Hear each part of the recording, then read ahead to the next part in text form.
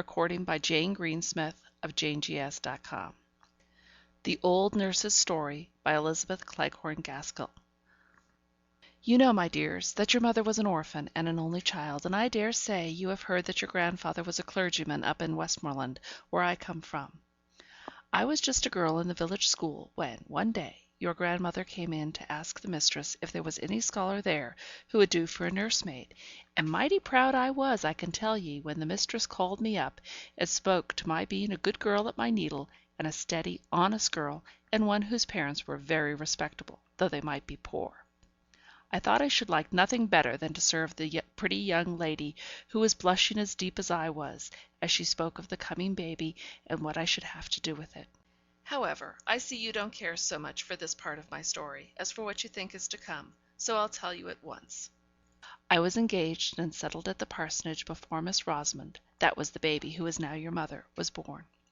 To be sure, I had little enough to do with her when she came, for she was never out of her mother's arms, and slept by her all night long, and proud enough was I sometimes when Mrs. trusted her to me. There never was such a baby before or since, though you've all of you been fine enough in your turns, but for sweet winning ways you've none of you come up to your mother. She took after her mother, who was a real lady born, a Miss Furnivall, a granddaughter of Lord Furnivall's in Northumberland. I believe she had neither brother nor sister, and had been brought up in my lord's family till she had married your grandfather, who was just a curate, son to a shopkeeper in Carlisle, but a clever, fine gentleman as ever was, and one who was a right down hard worker in his parish, which was very wide, and scattered all abroad over the Westmoreland fells. When your mother, little Miss Rosamond, was about 4 or 5 years old, both her parents died in a fortnight, one after the other. Ah, that was a sad time. My pretty young mistress and me was looking for another baby, when my master came home from one of his long rides, wet and tired, and took the fever he died of. And then she never held up her head again, but just lived to see her dead baby, and have it laid on her breast, before she sighed away her life. My mistress asked me, on her deathbed, never to leave Miss Rosamond, but if she had never spoken a word, I would have gone with the little child to the end of the world. The next thing, and before we had well stilled our sobs, the executors and guardians came to settle the affairs. They were my poor young mistress's own cousin, Lord Furnivall, and Mr. Esthwaite, my master's brother, a shopkeeper in Manchester, not so well to do then as he was afterwards, and with a large family rising about him. Well, I don't know if it were their settling, or because of a letter my mistress wrote on her deathbed to her cousin, my lord, but somehow it was settled that Miss Rosamond and me were to go to Furnivall Manor House in Northumberland, and my lord spoke as if it had been her mother's wish that she should live with his family, and as if he had no objections, for that 1 or 2 more or less could make no difference in so grand a household. So though that was not the way in which I should have wished the coming of my bright and pretty pet to have been looked at, who was like a sunbeam in any family, be it never so grand, I was well pleased that all the folks in the Dale should stare and admire when they heard I was going to be young lady's maid at my Lord Furnivall's at Furnivall Manor. But I made a mistake in thinking we were to go and live where my lord did. It turned out that the family had left Furnivall Manor House 50 years or more. I could not hear that my poor young mistress had ever been there, though she had been brought up in the family, and I was sorry for that, for I should have liked Miss Rosamond's youth to have passed where her mother's had been.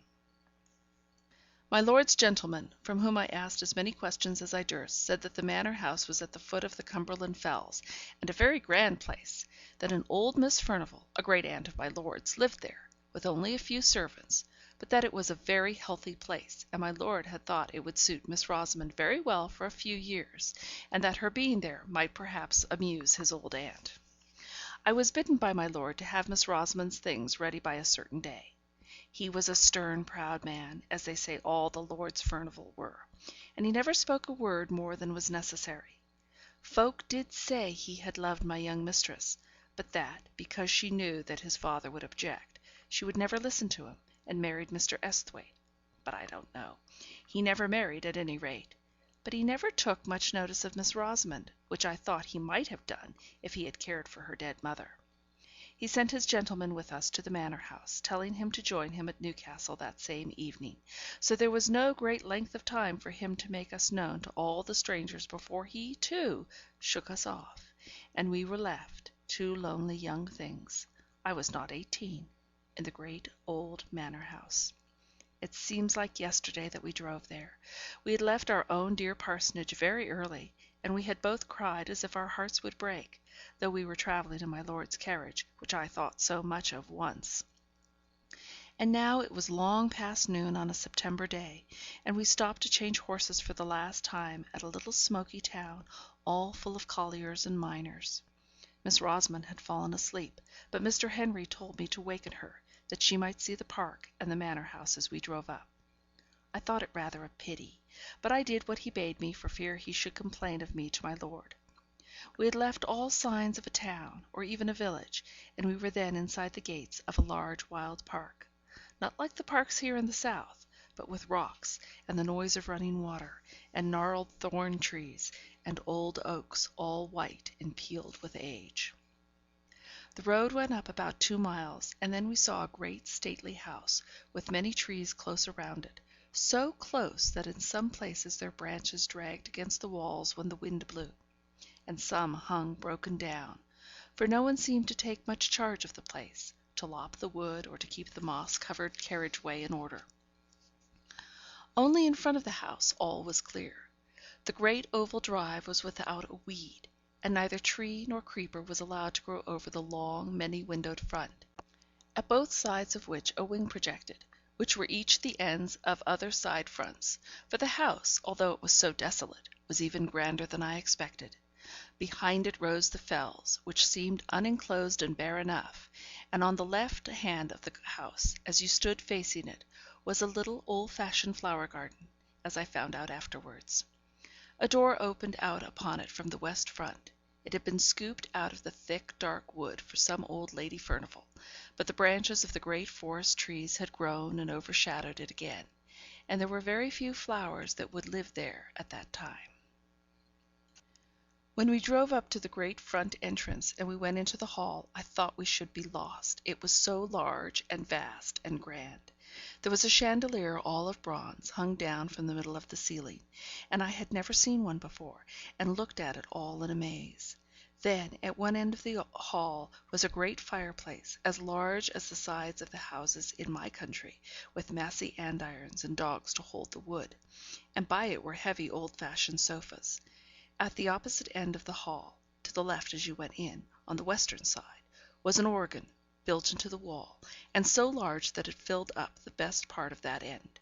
Beyond it, on the same side, was a door, and opposite, on each side of the fireplace, were also doors leading to the east front, but those I never went through as long as I stayed in the house, so I can't tell you what lay beyond. The afternoon was closing in, and the hall, which had no fire lighted in it, looked dark and gloomy, but we did not stay there a moment. The old servant who had opened the door for us bowed to Mr. Henry, and took us in through the door at the further side of the great organ, and led us through several smaller halls and passages into the west drawing room, where he said that Miss Furnivall was sitting. Poor little Miss Rosamond held very tight to me, as if she were scared and lost in that great place, and as for myself, I was not much better. The west drawing room was very cheerful looking, with a warm fire in it, and plenty of good comfortable furniture about. Miss Furnivall was an old lady not far from 80, I should think, but I do not know. She was thin and tall, and had a face as full of fine wrinkles as if they had been drawn all over it with a needle's point. Her eyes were very watchful, to make up, I suppose, for her being so deaf as to be obliged to use a trumpet. Sitting with her, working at the same great piece of tapestry, was Mrs. Stark, her maid and companion, and almost as old as she was.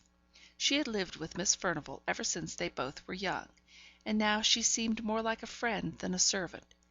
She looked so cold and grey and stony, as if she had never loved or cared for any one, and I don't suppose she did care for any one, except her mistress, and, owing to the great deafness of the latter, Mrs. Stark treated her very much as if she were a child.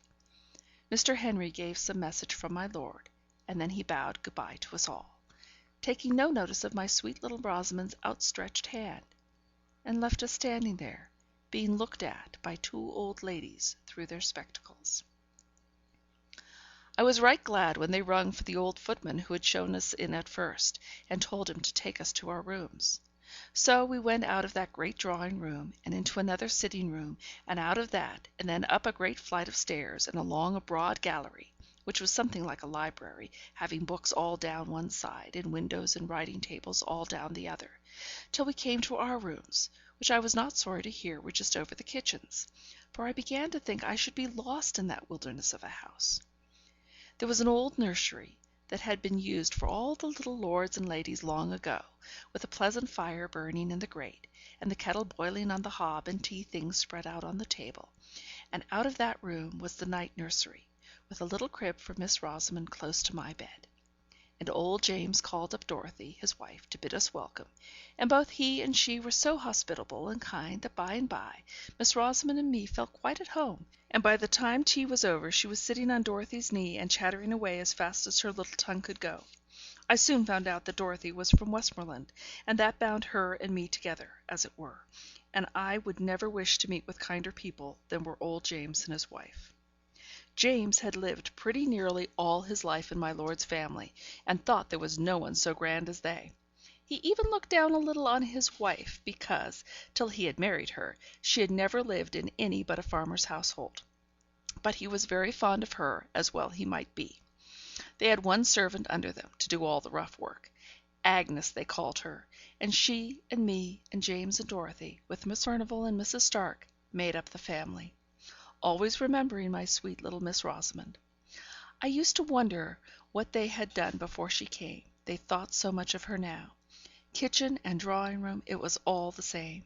The hard, sad Miss Furnivall, and the cold Mrs. Stark, looked pleased when she came fluttering in like a bird, playing and pranking hither and thither with a continual murmur and pretty prattle of gladness. I am sure they were sorry many a time when she flitted away into the kitchen, though they were too proud to ask her to stay with them, and were a little surprised at her taste, though to be sure, as Mrs. Stark said, it was not to be wondered at, remembering what stock her father had come of. The great old rambling house was a famous place for little Miss Rosamond. She made expeditions all over it, with me at her heels, all except the east wing, which was never opened, and whither we never thought of going. But in the western and northern part was many a pleasant room, full of things that were curiosities to us, though they might not have been to people who had seen more. The windows were darkened by the sweeping boughs of the trees, and the ivy which had overgrown them; but in the green gloom we could manage to see old china jars, and carved ivory boxes, and great heavy books, and above all, the old pictures. Once, I remember, my darling would have Dorothy go with us to tell us who they all were, for they were all portraits of some of my lord's family, though Dorothy could not tell us the names of every one. We had gone through most of the rooms, when we came to the old state drawing room over the hall, and there was a picture of Miss Furnivall, or, as she was called in those days, Miss Grace, for she was the younger sister.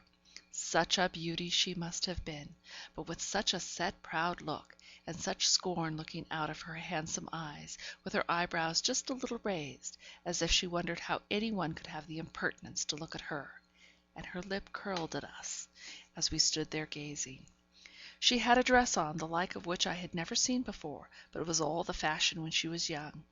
A hat of some soft white stuff like beaver, pulled a little over her brows, and a beautiful plume of feathers sweeping round it on one side, and her gown of blue satin was open in front to a quilted white stomacher.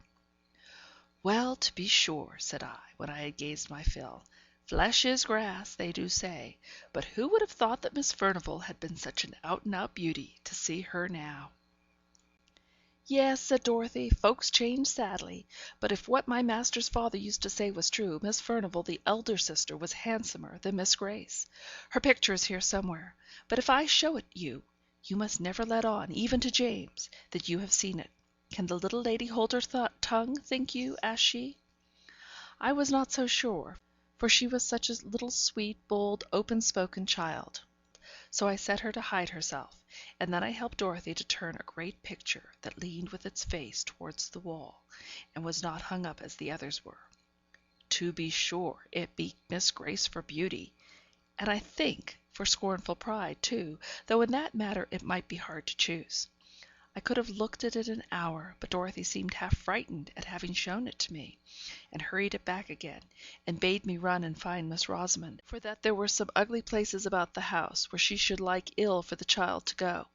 I was a brave, high-spirited girl, and thought little of what the old woman said, for I liked hide and seek as well as any child in the parish, so off I ran to find my little one. As winter drew on and the days grew shorter, I was sometimes almost certain that I heard a noise as if some one was playing on the great organ in the hall. I did not hear it every evening, but certainly I did often, usually when I was sitting with Miss Rosamond after I had put her to bed, and keeping quite still and silent in the bedroom. Then I used to hear it booming and swelling away in the distance. The first night, when I went down to my supper, I asked Dorothy who had been playing music, and James said very shortly that I was a gowk to take the wind soughing among the trees for music. But I saw Dorothy look at him very fearfully, and Agnes the kitchen maid said something beneath her breath and went quite white. I saw they did not like my question, so I held my peace till I was with Dorothy alone, when I knew I could get a good deal out of her. So the next day I watched my time, and I coaxed and asked her who it was that played the organ, for I knew that it was the organ and not the wind well enough, for all I had kept silence before James. But Dorothy had had her lesson, I'll warrant, and never a word could I get from her. So then I tried Agnes, though I had always held my head rather above her, as I was evened to James and Dorothy, and she was little better than their servant. So she said I must never, never tell, and if I ever told, I was never to say she had told me. But it was a very strange noise, and she had heard it many a time, but most of all on winter nights and before storms, and folks did say it was the old lord playing on the great organ in the hall, just as he used to when he was alive. But who the old lord was, or why he played, and why he played on stormy winter evenings in particular, she either could not or would not tell me. Well, I told you I had a brave heart, and I thought it was rather pleasant to have that grand music rolling about the house, let who would be the player, for now it rose above the great gusts of wind, and wailed and triumphed just like a living creature, and then it fell to a softness most complete, only it was always music and tunes, so it was nonsense to call it the wind. I thought at first that it might be Miss Furnivall who played, unknown to Agnes, but one day, when I was in the hall by myself, I opened the organ and peeped all about it and around it, as I had done to the organ in Crosthwaite Church once before, and I saw it was all broken and destroyed inside, though it looked so brave and fine. And then, though it was noonday, my flesh began to creep a little, and I shut it up and run away pretty quickly to my own bright nursery. And I did not like hearing the music for some time after that, any more than James and Dorothy did. All this time Miss Rosamond was making herself more and more beloved. The old ladies liked her to dine with them at their early dinner. James stood behind Miss Furnivall's chair, and I behind Miss Rosamond's, all in state, and after dinner she would play about in a corner of the great drawing room as still as any mouse, while Miss Furnivall slept, and I had my dinner in the kitchen. But she was glad enough to come to me in the nursery afterwards, for, as she said, Miss Furnivall was so sad, and Mrs. Stark so dull, but she and I were merry enough, and by I got not to care for that weird rolling music, which did no one harm, if we did not know where it came from. That winter was very cold. In the middle of October the frost began, and lasted many, many weeks. I remember one day, at dinner, Miss Furnivall lifted up her sad, heavy eyes, and said to Mrs. Stark, "I am afraid we shall have a terrible winter," in a strange kind of meaning way. But Mrs. Stark pretended not to hear, and talked very loud of something else. My little lady and I did not care for the frost, not we. As long as it was dry, we climbed up the steep brows behind the house, and went up on the fells, which were bleak and bare enough, and there we ran races in the fresh, sharp air. And once we came down by a new path that took us past the 2 old gnarled holly trees, which grew about half-way down by the east side of the house. But the days grew shorter and shorter, and the old lord, if it was he, played away more and more stormily and sadly on the great organ. One Sunday afternoon, It must have been towards the end of November. I asked Dorothy to take charge of little Missy when she came out of the drawing room, after Miss Furnivall had had her nap, for it was too cold to take her with me to church, and yet I wanted to go. And Dorothy was glad enough to promise, and was so fond of the child that all seemed well, and Agnes and I set off very briskly, though the sky hung heavy and black over the white earth, as if the night had never fully gone away, and the air, though still, was very biting and keen. "We shall have a fall of snow," said Agnes to me; and sure enough, even while we were in church, it came down thick, in great large flakes, so thick it almost darkened the windows. It had stopped snowing before we came out, but it lay soft, thick, and deep beneath our feet as we tramped home. Before we got to the hall the moon rose, and I think it was lighter then, what with the moon, and what with the white dazzling snow, than it had been when we went to church between 2 and 3 o'clock. I have not told you that Miss Furnivall and Mrs. Stark never went to church. They used to read the prayers together, in their quiet, gloomy way. They seemed to feel the Sunday very long without their tapestry work to be busy at. So when I went to Dorothy in the kitchen to fetch Miss Rosamond and take her upstairs with me, I did not much wonder when the old woman told me that the ladies had kept the child with them, and that she had never come to the kitchen, as I had bidden her, when she was tired of behaving pretty in the drawing room. So I took off my things and went to find her, and bring her to her supper in the nursery. But when I went into the best drawing room, there sat the 2 old ladies, very still and quiet, dropping out a word now and then, but looking as if nothing so bright and merry as Miss Rosamond had ever been near them. Still, I thought she might be hiding from me, it was one of her pretty ways, and that she had persuaded them to look as if they knew nothing about her. So I went softly peeping under this sofa and behind that chair, making believe I was sadly frightened at not finding her. "What's the matter, Hester?" said Mrs. Stark sharply. I don't know if Miss Furnivall had seen me, for, as I told you, she was very deaf, and she sat quite still, idly staring into the fire, with her hopeless face. "I'm only looking for my little Rosy Posy," replied I, still thinking that the child was there and near me, though I could not see her. "Miss Rosamond is not here," said Mrs. Stark. "She went away, more than an hour ago, to find Dorothy." And she too turned and went on looking into the fire. My heart sank at this, and I began to wish I had never left my darling. I went back to Dorothy and told her. James was gone out for the day, but she and me and Agnes took lights and went up into the nursery first, and then we roamed over that great large house, calling and entreating Miss Rosamond to come out of her hiding place, and not to frighten us to death in that way. But there was no answer, no sound. "Oh," said I at last, "can she have got into the east wing and hidden there?" But Dorothy said it was not possible, for that she herself had never been in there, that the doors were always locked, and my lord's steward had the keys, she believed. At any rate, neither she nor James had ever seen them.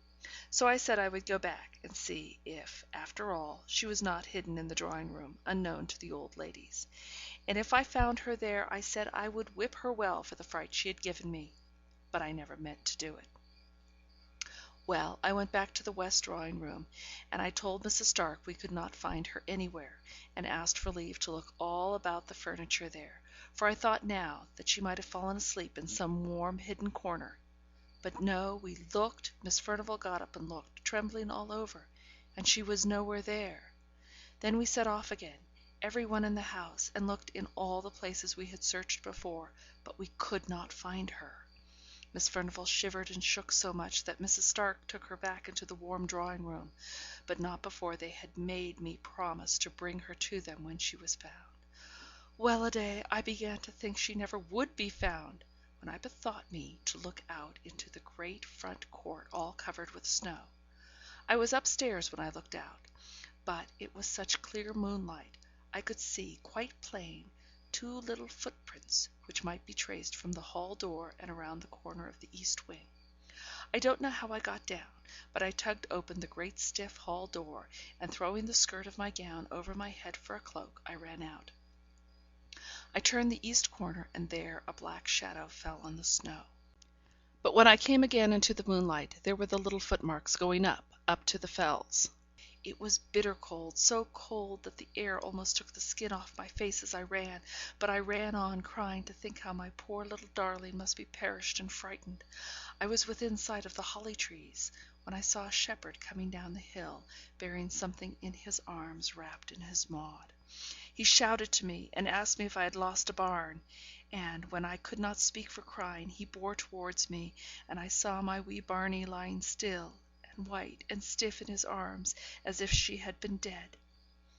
He told me he had been up to the fells to gather his sheep, before the deep cold of the night came on, and that under the holly trees, black marks on the hillside, where no other bush was for miles around, he had found my little lady, my lamb, my queen, my darling, stiff and cold in the terrible sleep which is frost begotten.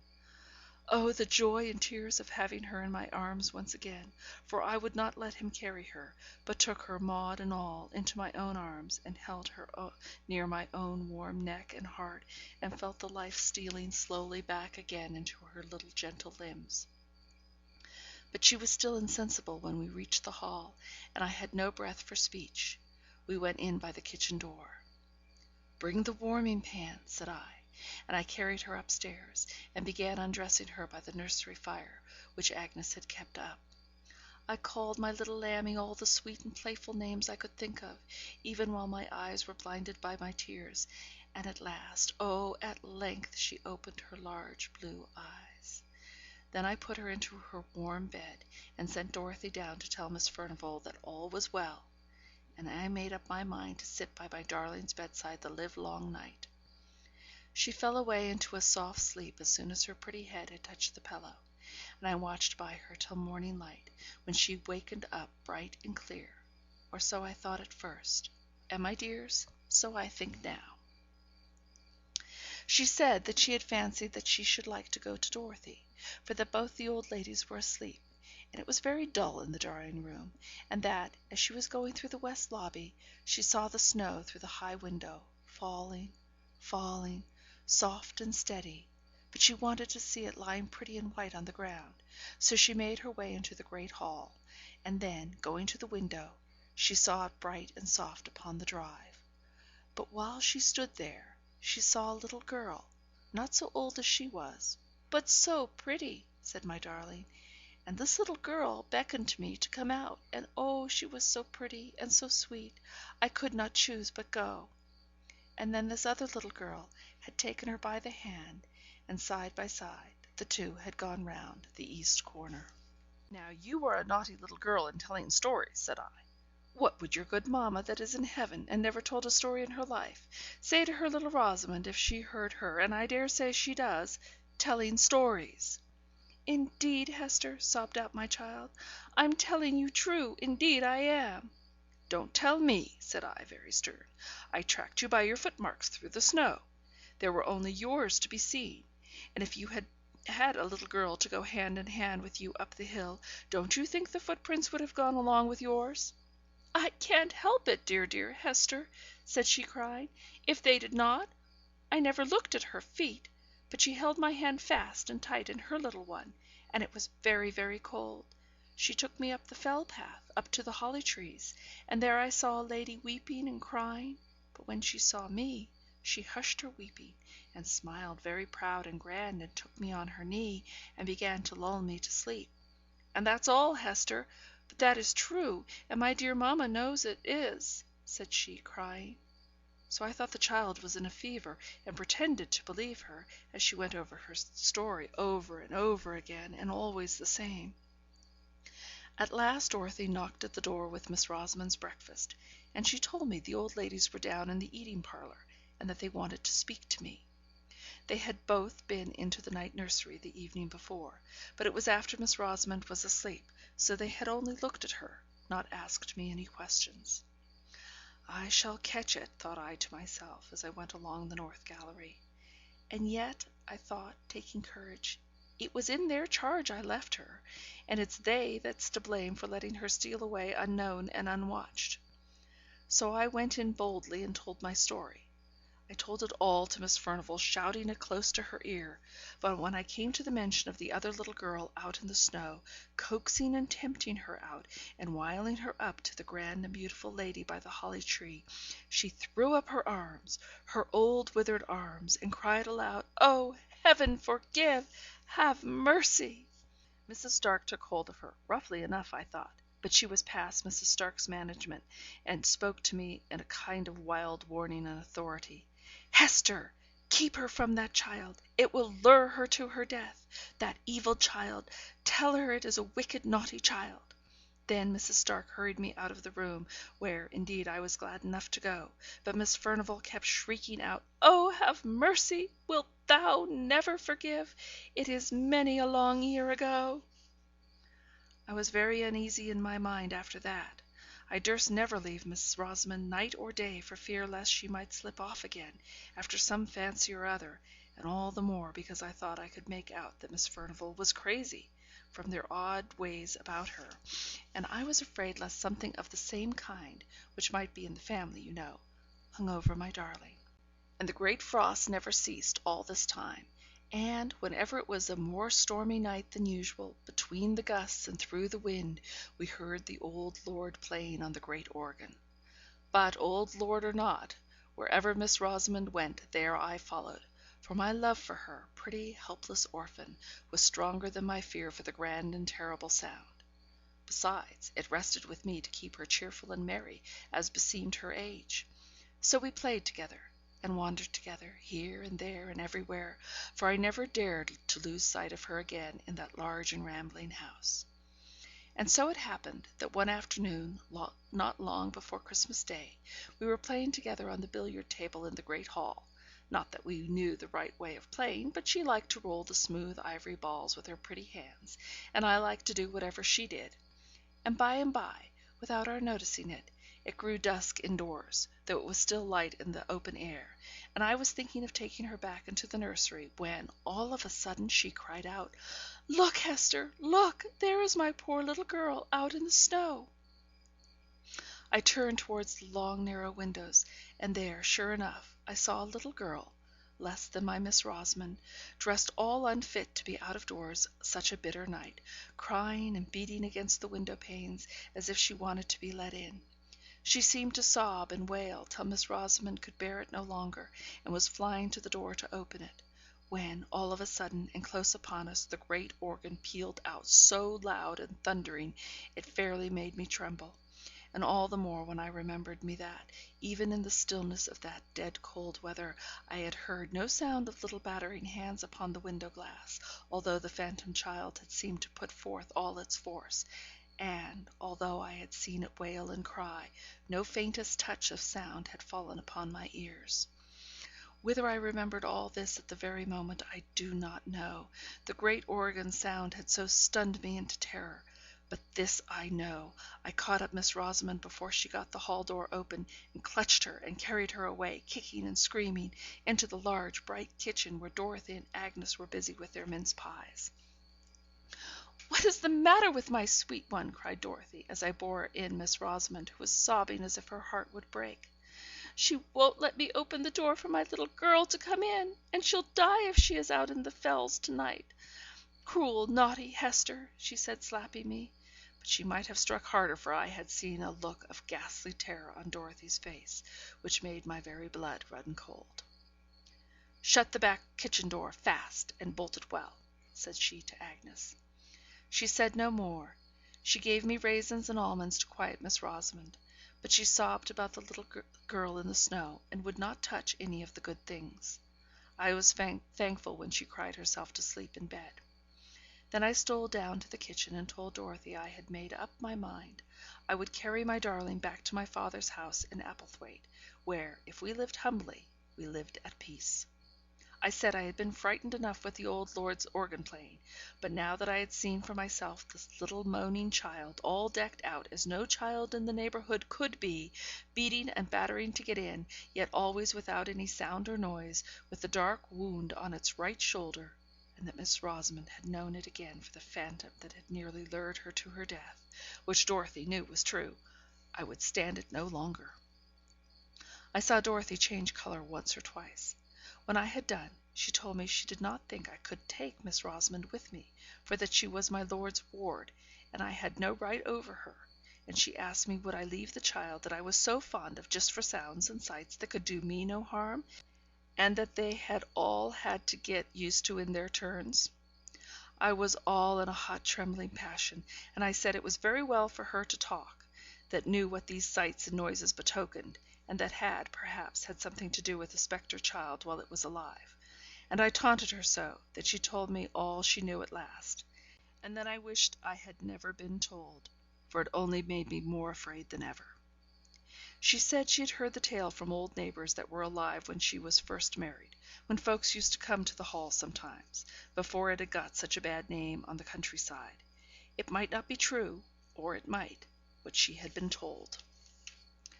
The old lord was Miss Furnivall's father, Miss Grace, as Dorothy called her, for Miss Maude was the elder, and Miss Furnivall by rights.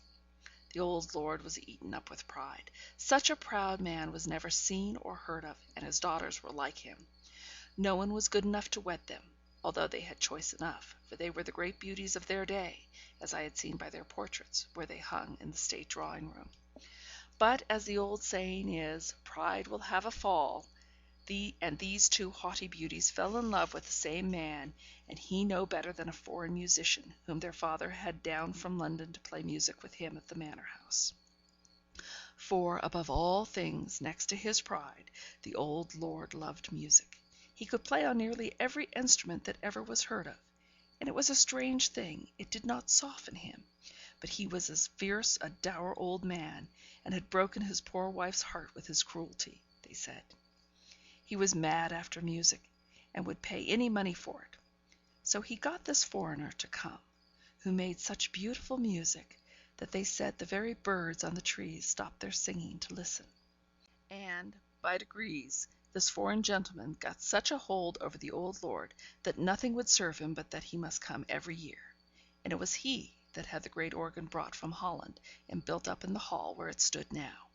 He taught the old lord to play on it, but many and many a time, when Lord Furnivall was thinking of nothing but his fine organ and his finer music, the dark foreigner was walking abroad in the woods with one of the young ladies, now Miss Maude, and then Miss Grace.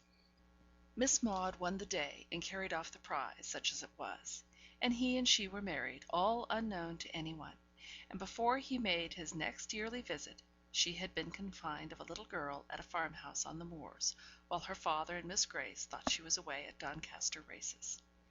But though she was a wife and a mother, she was not a bit softened, but as haughty and as passionate as ever, and perhaps more so, for she was jealous of Miss Grace, to whom her foreign husband paid a deal of court, by way of blinding her, as he told his wife. But Miss Grace triumphed over Miss Maude, and Miss Maude grew fiercer and fiercer, both with her husband and with her sister; and the former, who could easily shake off what was disagreeable, and hide himself in foreign countries, went away a month before his usual time that summer, and half threatened that he would never come back again. Meanwhile, the little girl was left at the farmhouse, and her mother used to have her horse saddled and gallop wildly over the hills to see her once every week, at the very least; for where she loved, and where she hated, she hated. And the old lord went on playing on his organ, and the servants thought the sweet music he made had soothed down his awful temper, of which, Dorothy said, some terrible tales could be told.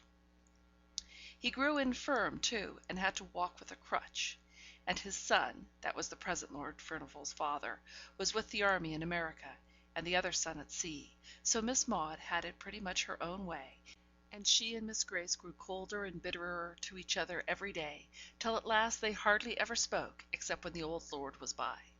The foreign musician came again the next summer, but it was for the last time, for they led him such a life with their jealousy and their passions, that he grew weary and went away, and never was heard of again.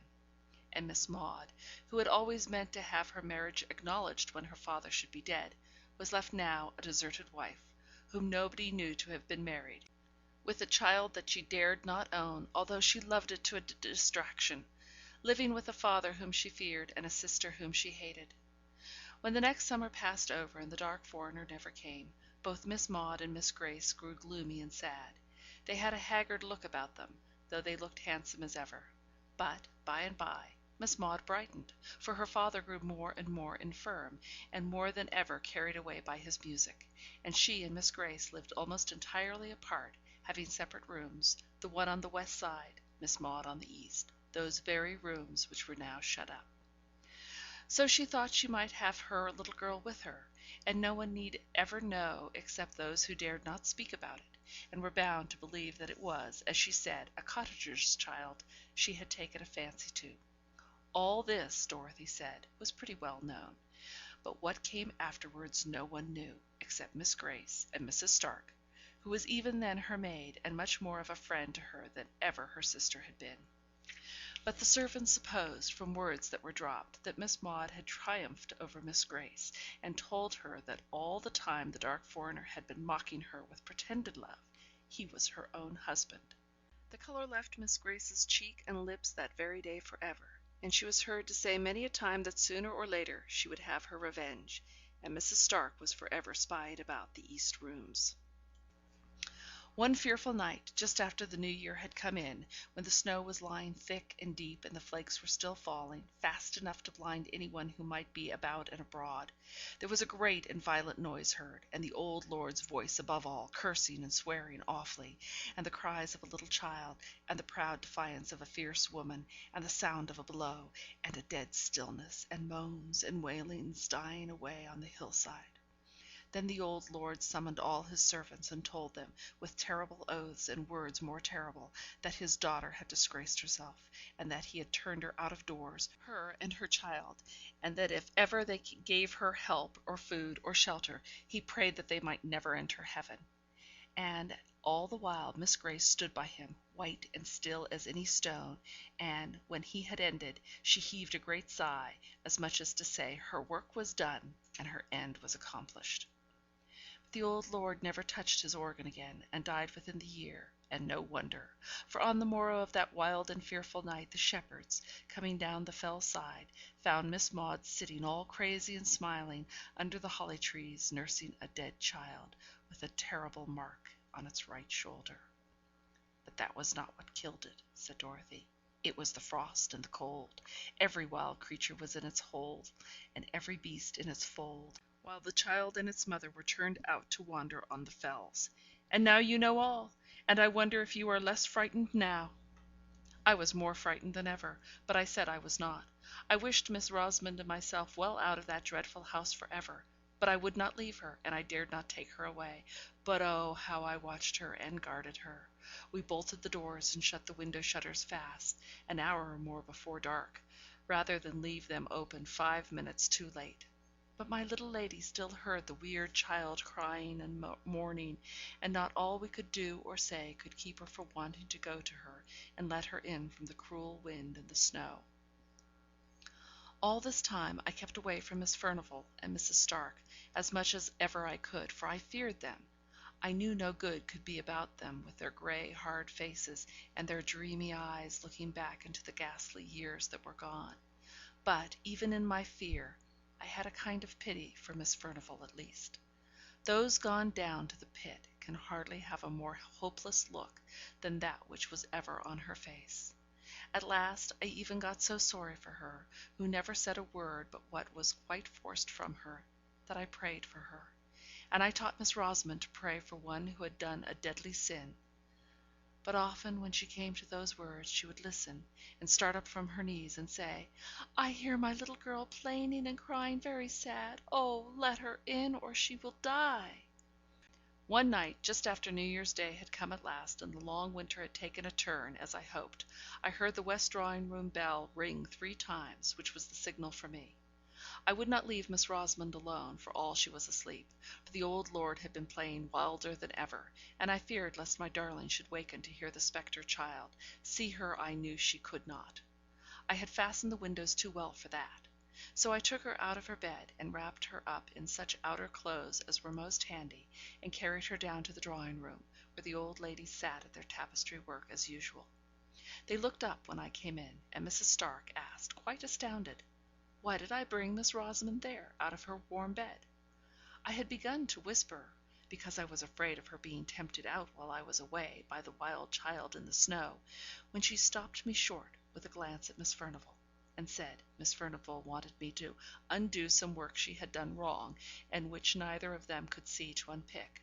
So I laid my pretty dear on the sofa, and sat down on a stool by them, and hardened my heart against them, as I heard the wind rising and howling.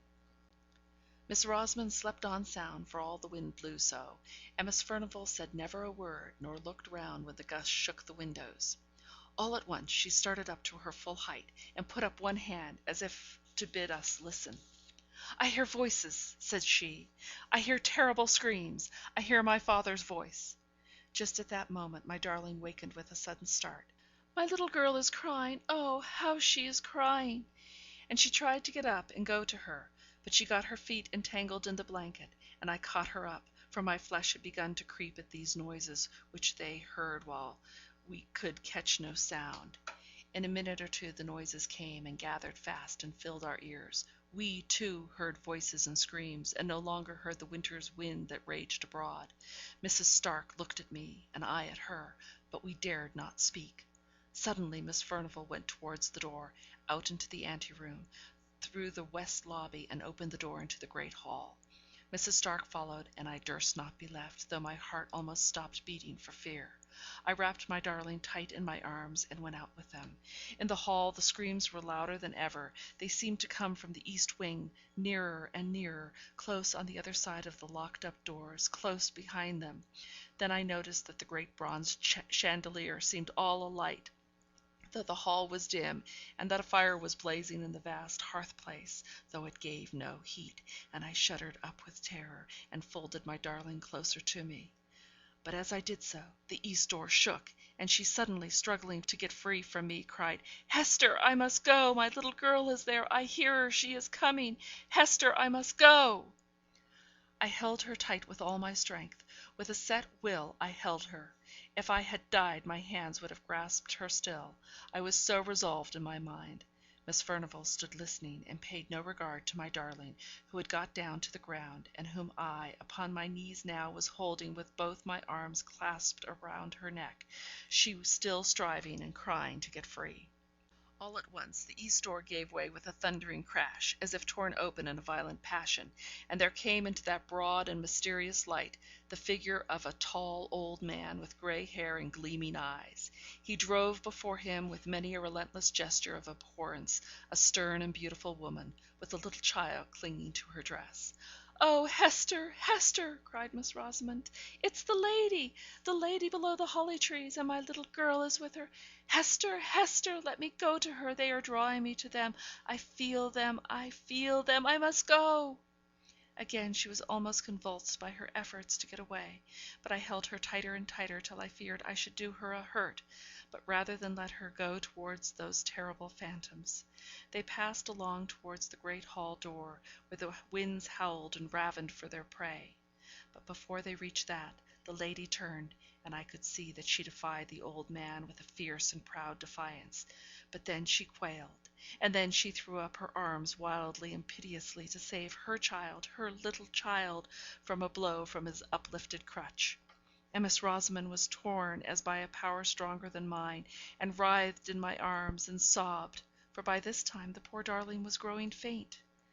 "They want me to go with them on to the Fells. They are drawing me to them. Oh, my little girl, I would come, but cruel, wicked Hester holds me very tight." But when she saw the uplifted crutch, she swooned away, and I thanked God for it. Just at this moment, when the tall old man, his hair streaming as in the blast of a furnace, was going to strike the little shrinking child, Miss Furnivall, the old woman by my side, cried out, "Oh, father, father, spare the little innocent child!"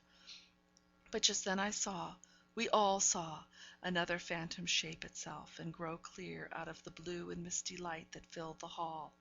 We had not seen her till now, for it was another lady who stood by the old man, with a look of relentless hate and triumphant scorn. That figure was very beautiful to look upon, with a soft white hat drawn down over the proud brows, and a red and curling lip. It was dressed in an open robe of blue satin.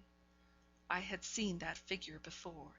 It was the likeness of Miss Furnivall in her youth, and the terrible phantoms moved on, regardless of old Miss Furnivall's wild entreaty, and the uplifted crutch fell on the right shoulder of the little child, and the younger sister looked on, stony and deadly serene. But at that moment, the dim lights in the fire that gave no heat, went out of themselves, and Miss Furnivall lay at our feet stricken down by the palsy, death stricken. Yes, she was carried to her bed that night, never to rise again. She lay with her face to the wall, muttering low, but muttering always. Alas! alas! What is done in youth can never be undone in age. What is done in youth can never be undone in age. End of The Old Nurse's Story by Elizabeth Cleghorn Gaskell. Recording by Jane Greensmith of JaneGS.com.